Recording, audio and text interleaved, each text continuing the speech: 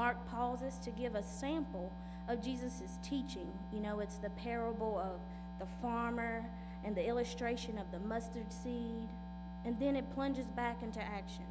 Jesus calms the waves of the storm, drives out demons, heals the woman with the issue of blood, and raises Jairus' daughter from the dead, which is where our text meets us today. This particular story is also found in Matthew chapter 9, verses 18 through 26, and Luke 8, verses 40 through 56. So here in the text we have Jairus, who's a leader of the local synagogue, and when he had seen Jesus, he ran to him and just fell at his feet, pleading and very earnestly and fervently begging, Jesus, please, please, my daughter is dying. Can you just come lay your hands on her? Please come fast. Now, I've never been a parent before, but you all know how I love children so much. And, this was his daughter, his seed, his, not just some child that he wanted to be healed. It was his own flesh, his own blood. So can you imagine the urgency that he had within himself to save what was his? So Jesus decides to return with the man back to the home. And by the time there were so many people following him at this time because of all of the miracles that they've heard and that they've seen him do. So everyone was just flooding around him. He could barely move. The disciples were his now bodyguards, trying to get him through the crowds onto where he needs to go. So on his way, you know how this story goes. On the way to heal the daughter, he's met by the woman with the issue of blood. Now, this woman, she doesn't cause much harm. She just knows and believes that if she stretches out her hand and touches the hem of his garment, then she would be made whole. And she did just that. And Jesus felt that power leave his body as she touched the hem of his garment. Like, how amazing is that? She didn't even touch his body. She touched the clothing that he had on. And he felt the power leaving his body. So that just amazed me. I just stopped. I said, God, you want me to preach that one instead? But he said, keep going. So kept going. And, as the story went on, he turned to his disciples. He said, who touched me? Who touched me? And I'm sure they were looking at him like he's crazy. Like, do you see all these people around here? How am I going to tell you which person touched you exactly? I don't know. It's a lot. But the woman came from amongst the crowd and fell at his feet. And as she was trembling and weeping and she was just frightened, she began to pour out to Jesus and tell him, it was me. I touched you because I thought that if I touched you, then I would be made whole. And Jesus, with his gentle self, said to her, go, your suffering is over. You've been made whole because of your faith. And that's just amazing to me. So another, this is another message for another day.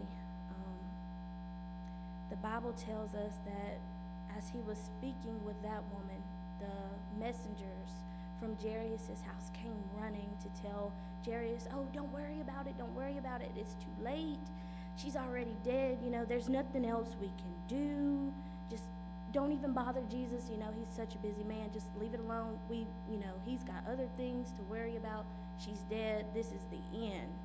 And as I was studying last night, I just began to laugh because, here they are. Oh, don't bother Jesus. She's already dead. Like, do you not know who you're talking about? You're not asking the doctor down the street to come and see about your daughter. This is Jesus, the man that just healed another lady with his robe. Not even his body, but his robe. And you're telling him, oh, don't worry. I was like, hello, guys. Come on.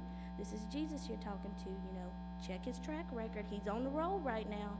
And so, Jesus, in the midst of healing this one woman, took care of business and kept going about his other business to heal this child. So, they kept going, and as they began to travel and matriculate down the road on this journey, Jesus had to stop. He said, all right, no one else can go with me. Y'all got to stay. It's too much commotion. Y'all following me. just wait, I'll be back, So he only allowed his 3 disciples to go with him the rest of the journey into the house. And when they arrived at the house, of course, as the story tells us, Jesus saw all of this commotion, all of this weeping, all of this wailing going on, and Jesus proceeded to enter into the house, and I'm sure he's walking in there like, oh, what's wrong? What y'all got going on? Why are you crying? What's wrong? Why are you weeping? Why? What's wrong? Did I miss something? So he goes in, and, Jesus tells him, don't worry, don't cry. She's just asleep. And, it's funny how their crying went to laughing, because at the drop of a dime, they began to laugh, thinking, oh, this guy's crazy. He thinks he's going to come in here. This girl is dead, and he's coming in here telling us that she's only asleep. What does he know? He just got here. We've been here all day, all week with this, dying child. But even with that, he made them stay where they were because of their lack of faith, the laughing that showed doubt in his power. So he told them, you stay right here. I'll be back. So he took with him the father and the mother and his 3 disciples into the room where the girl was lying. And I just want to park right here at this for a little while. And we're going to kind of switch gears for just a second. So we have, a general picture of what's going on around right now. We know the surroundings. We know the people are in the lobby or in the living room of the house, laughing, crying, confused. And the people outside surrounding the place, in pursuit of Jesus.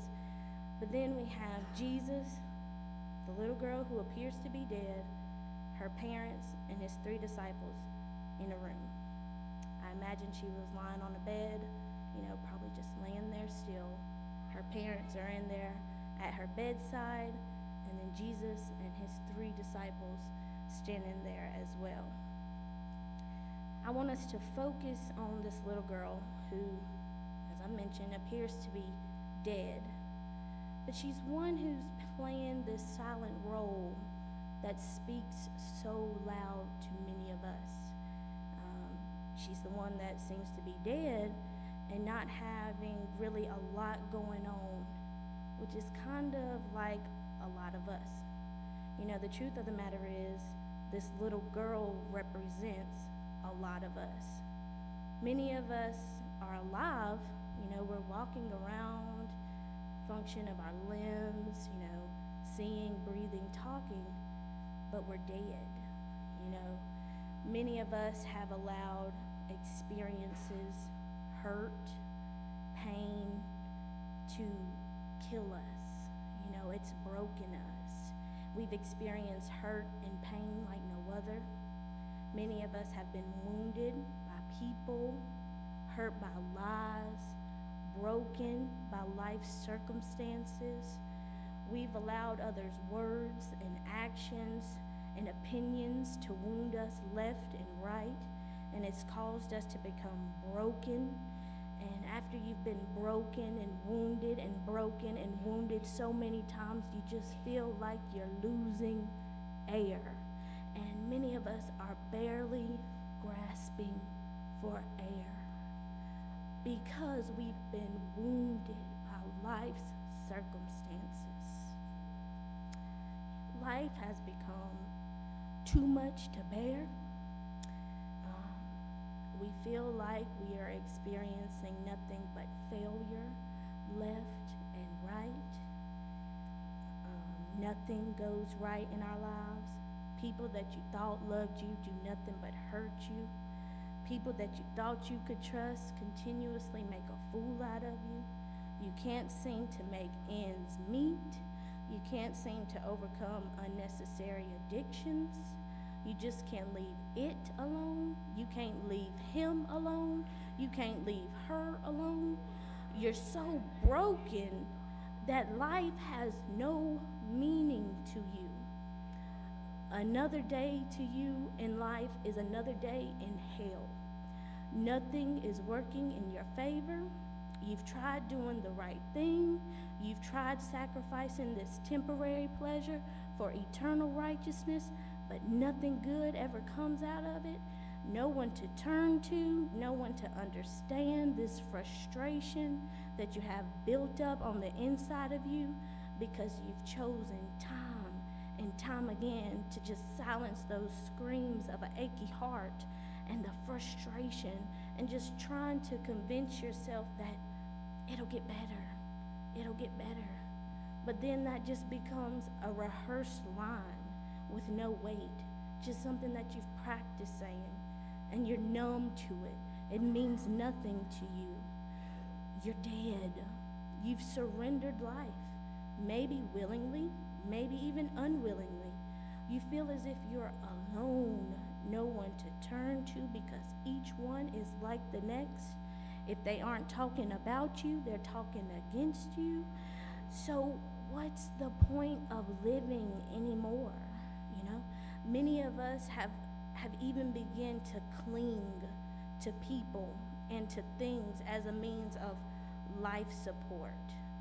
Oh, I can't live without Johnny, or I can't make it without Susie, or I would be nothing without my dog Jack. And as soon as these people or these things let us down, life crashes.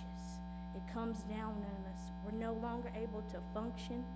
We can't regulate on our own because our very lives have been lived through these other people, these other things. We've breathed life into everyone else, but now there's no one to breathe life into us. Nothing is there to breathe back into us as we exhale into them. No one is there to exhale into us. Instead, they're out and about talking about our death, sharing with others, gossiping about what we allowed others to do to us, how we allowed Johnny to walk all over us, and how we allowed him to do this, and what we wanted to do, and just out and about talking about how you've had to just pick up a degrading hobby to maintain or to make ends meet. So while I was studying, I was amazed at what I found. During this time, loud weeping and wailing were customary for a person's death. You know, just like now, we cry, we mourn when people die.